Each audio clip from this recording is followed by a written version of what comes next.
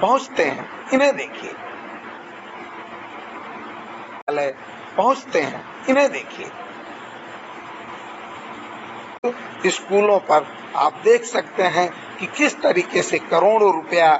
ये भाई जरा देखकर चलो, आगे ही नहीं नीचे भी। जी हां, आज हम दिखा रहे हैं यूपी का ऐसा आधुनिक स्कूल जिसे देखकर आप सोचेंगे कि स्कूल में पानी है अथवा पानी में स्कूल है। जीवन हेतु उपयोगी पानी की इतनी प्रचुरता कि पानी में ही चलें, बैठे तैरें अथवा पढ़े।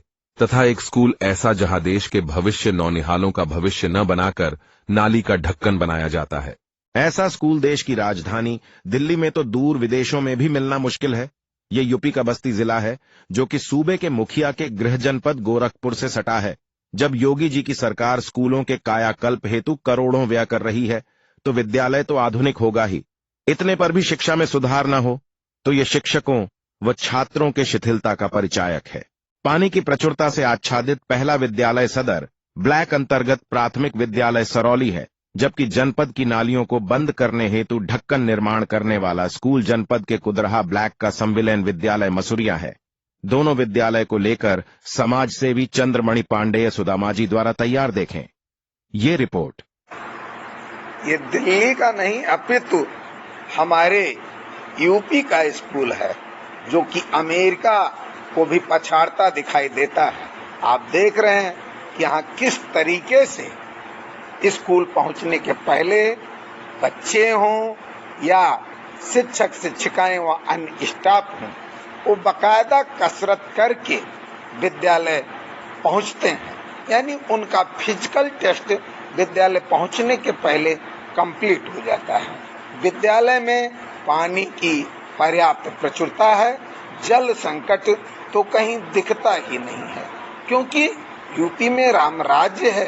यूपी में योगी आदित्यनाथ जी की सरकार है, जहां पर बच्चों का भविष्य संवारने हेतु स्कूलों पर आप देख सकते हैं कि किस तरीके से करोड़ों रुपया व्यय करके बच्चों को तैराकी ही नहीं, पानी में कैसे हम खड़े होकर के चल सकते हैं ये सिखाया जाता है और बखूबी ये शिक्षक यहाँ सिखाते हुए दिखाई दे रहे हैं। ये उत्तर प्रदेश के सदर ब्लॉक स्थित प्राथमिक विद्यालय हरौली का दृश्य है, जहाँ चारों तरफ जल ही जल दिखाई दे रहा है। रास्ता तो किसी तरफ से है ही नहीं, फलता शिक्षक और बच्चे बड़ी मशक्कत के बाद विद्यालय पहुंचते हैं। इन्हें देखिए, एक बार पुनः आप देखेंगे कि किस तरीके से ये स्टाफ, देखिए ये आपने देखा कि किस तरीके से शारीरिक मजबूती भी ठोंक बजा करके फिट किया जाता है। और यहाँ कार स्कूल के टॉयलेट तक में पानी भरा हुआ है। स्कूल आना मुश्किल, स्कूल में बैठ के पढ़ना मुश्किल, नित्य क्रिया करना मुश्किल। वो भी उन स्थितियों में जब इस स्कूल की जमीन गांव के किसी संपन्न व्यक्ति द्वारा दान दी गई थी। इसके बाद स्कूल के परिसर में मिट्टी डाल करके इसे ऊंचा करना उचित नहीं समझा गया। अब शिक्षक तो अपनी अपनी वेदना यहाँ पर आपको बताते हुए दिखेंगे ही, आगे हम सुनाएंगे कि ये किस तरीके से वेदना बताते हैं। अब एक विद्यालय आप देखिए जो कि संविलियन विद्यालय कुदरहा ब्लॉक के मसूरिया का है। अब आप देख सकते हैं इस विद्यालय की दशा। यहाँ पर बच्चों का भविष्य नहीं बल्कि ये नाली का ढक्कन यहाँ पर संवारा जाता है। जहाँ पर बच्चों का भविष्य संवारा जाना चाहिए, वहाँ ठेकेदारों द्वारा नाली का ढक्कन संवारा जा रहा है। अब ऐसे में पता नहीं यह विद्यालय कभी खुलता है नहीं खुलता, क्योंकि यहाँ न केवल ट्रैक्टर खड़ा है, न केवल नाली का ढक्कन रखा है, कपड़ा फैलाया गया है। अपितु स्कूल की दिशा और दशा देखकर किसी भी तरीके से लगता ही नहीं कि यहाँ शिक्षा दान होता है। यहाँ से तो प्रत्येक गांव के नालियों में लगने वाले ढक्कन की व्यवस्था की जाती है। आप देखिए प्राथमिक विद्यालय मसूरिया कुदरा ब्लॉक और ये विद्यालय भवन का चमचमाता हुआ दृश्य आप देख सकते हैं। राष्ट्रीय पुष्प कमल का फूल यहाँ बना हुआ है और वो कहीं न कहीं स्कूल के छत तक में दिखाई दे रहा है।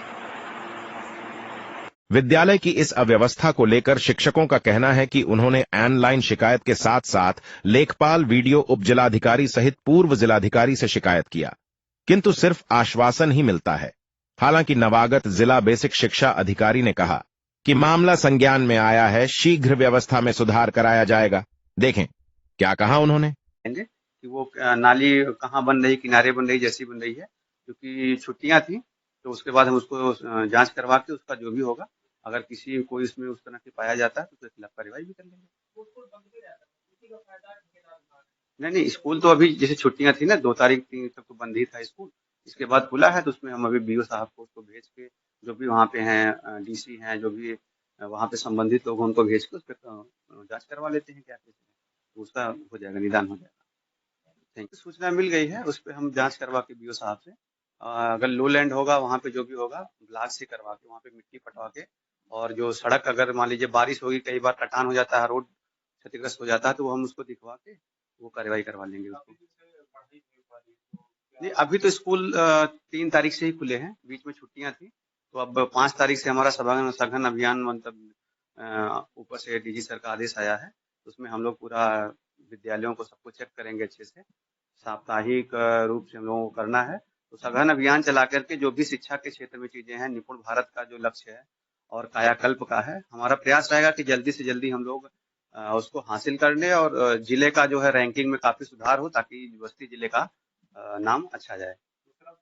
सोशल मीडिया पर विद्यालयों और शिक्षा में गुणात्मक सुधार करने का दावा करने वाली ये सरकारें और इनके अधिकारी, यदि शिक्षक कहीं पाठ्य योजना ना बनाए, चार्ट ना तैयार करे, एमडीएम का रजिस्टर समय से ना भरे, तो उसके खिलाफ कार्रवाई करते हैं। लेकिन क्या इन दोनों विद्यालयों को देखकर कहीं ऐसा प्रतीत होता है कि उच्चाधिकारियों ने कभी इन विद्यालयों का भौतिक सत्यापन किया अथवा इसी कमरे में ही बैठ करके विद्यालय के कायाकल्प का जो है उसका प्रमाण पत्र जारी कर दिया?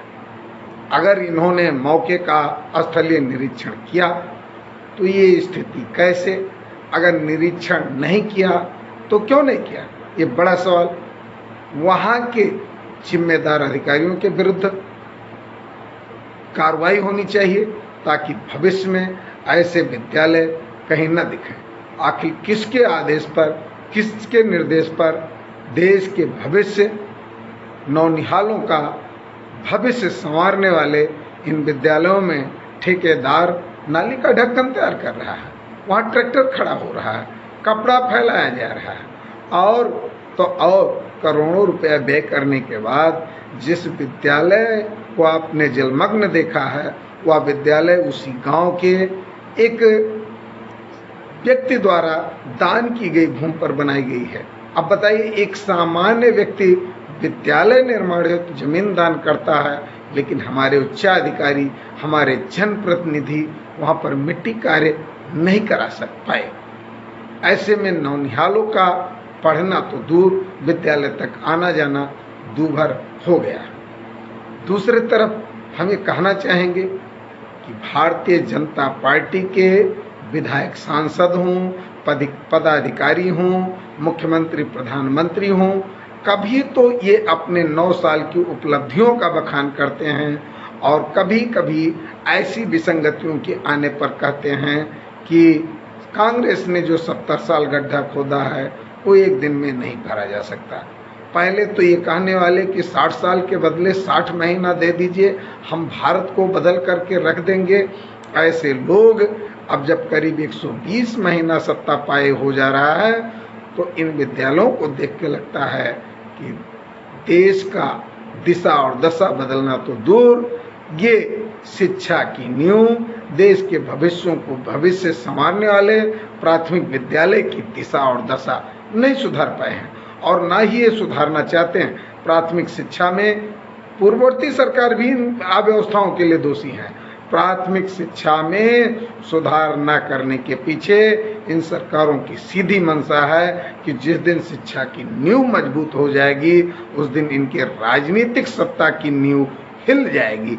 अन्यथा अगर ये अपने परिषदीय विद्यालयों में सुधार न कर पाते तो कम से कम निजी विद्यालयों को प्राथमिक शिक्षा हेतु अनुदान देने का काम करते।